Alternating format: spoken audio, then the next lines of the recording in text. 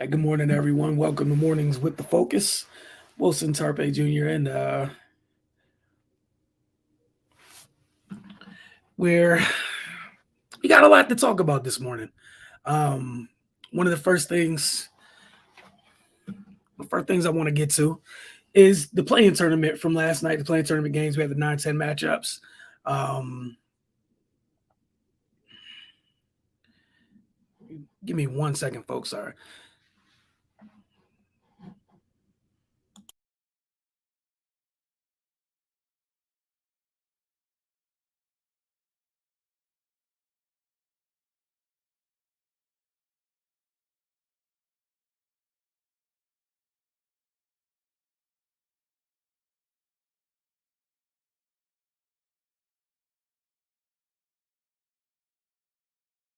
All right, sorry about that, folks. The Hawks beat the Hornets last night in the 9-10 matchup. They used a big third quarter to do just that.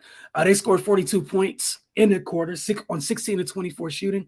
Atlanta never looked back on route to 132 to 103 victory. As the game started slipping away, the Hornets started to slow to show their frustration just a little bit. Miles Bridges was ejected with 6.5 minutes left after disagreeing with the goaltending call. He wasn't a fan of the call. Received two quick texts after that. Started going after the rack. Then ref on his way out, he threw a mouthpiece. They got a fan instead. It hit somebody. It hit a younger fan, to which he apologized for after the game. Trae Young led the Hawks with 24 points, 11 assists. DeAndre Hunter added 22 points and 7 rebounds.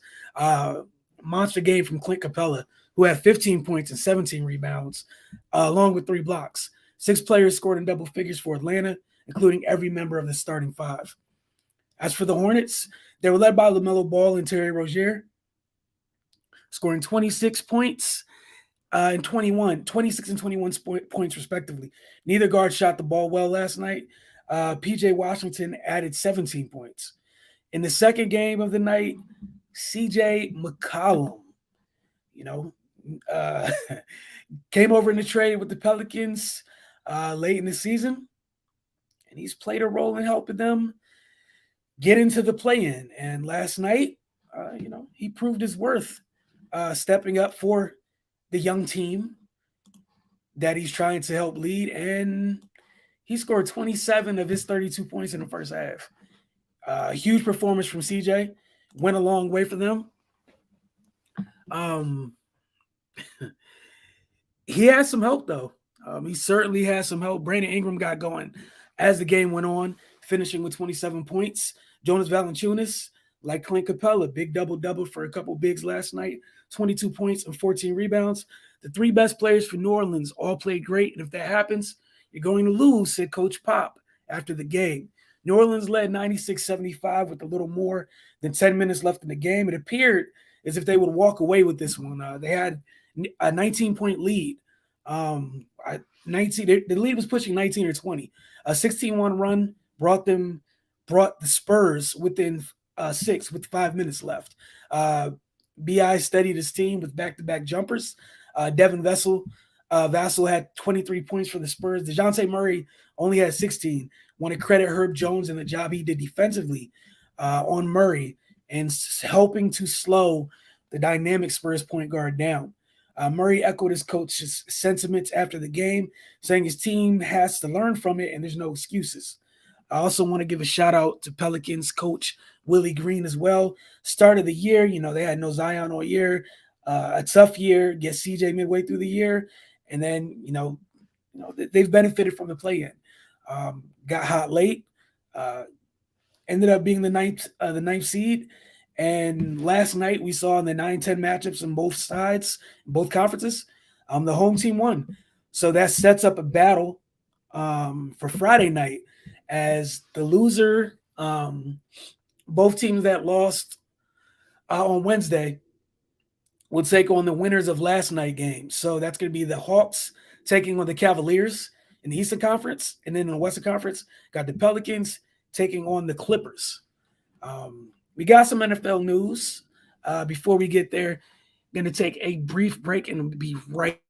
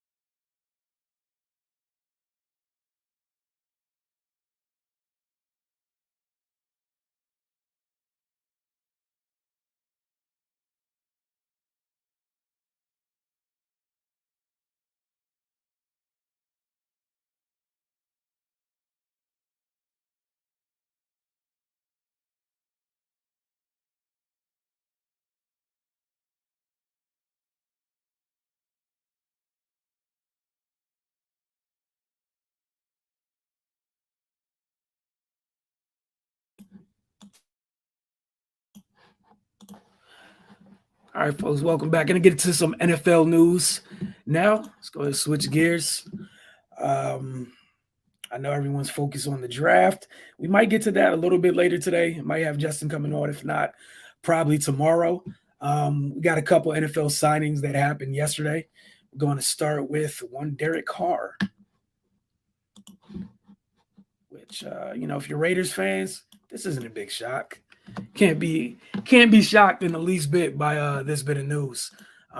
Feel like everybody knew this was coming, especially after Devontae Adams trade. Devontae Adams uh, gets out of Green Bay. Oakland is a destination of his choice. One of the many reasons we know, as far obviously he's from the West Coast. The other reason is college quarterback. Is the quarterback of the Oakland Raiders. So obviously, if Devontae comes to Oakland, you would think Derek's going to get it to receive an extension as well, and he did. Yesterday, he got a 3-year extension worth $121.5 million, which includes a no trade clause. Carrs is the Raiders' second-round draft pick from 2014 out of Fresno State, where he played with Devontae Adams. He holds franchise records in passing yards, 31,700, 193 touchdown passes, and 30 game-winning drives. Carr's 57 wins ranked third in franchise history behind Hall of Famer Ken Stabler, who has 69, and Daryl LaMonica, 62. And unfortunately for Derek Carr, his 70 losses is also the most in franchise history. So, for Raiders, obviously, again, it was something that you expected. However, it was still good. It's good that they got it done. Obviously, it's official too. They don't need to think about quarterback in this draft remotely. You had Devontae you might add another wide receiver to that group. You might not. We'll see what they end up doing. But, you need weaponry out west right now. The AFC is going nuts this offseason. Interested to see how the Raiders continue to add to their team. But, this was almost a formality. In terms of his annual, it's close to 40 a year. So again, we're seeing the quarterback market has been growing. This offseason, we've seen the receiver market starting to bubble up just a little bit. But we had another signing in the NFL as well. Go ahead and get that one and pull that one up. It's not as high price to deal or high price to signing, but the Houston Texans, they signed Steven Nelson to a 2-year deal worth up to $10 million. From Coach Lovie Smith, our play at cornerback position last year was not good enough. It's as simple as that. If we brought somebody back, we have faith in them. We think that they can fit into the mix some kind of way, but that's a position we'll continue to look to improve. We can't play the type of football that we want to play until we get better at the cornerback position. I will say that, end quote. Again, it's a solid signing, but this is what free agency is for. NFL is one of the few sports where you have free agency before the draft.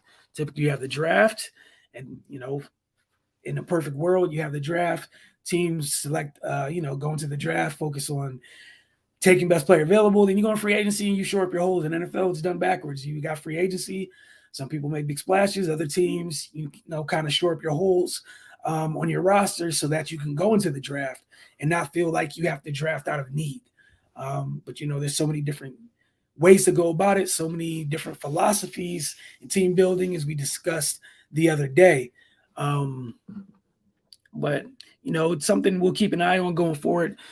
We're getting closer and closer to the draft. I believe we're like 2 weeks out. Gonna look forward to talking about that with you guys here in depth over the couple weeks. Again, we're here every morning.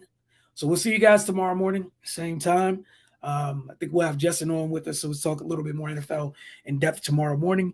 You guys have a great day, and we'll see you then.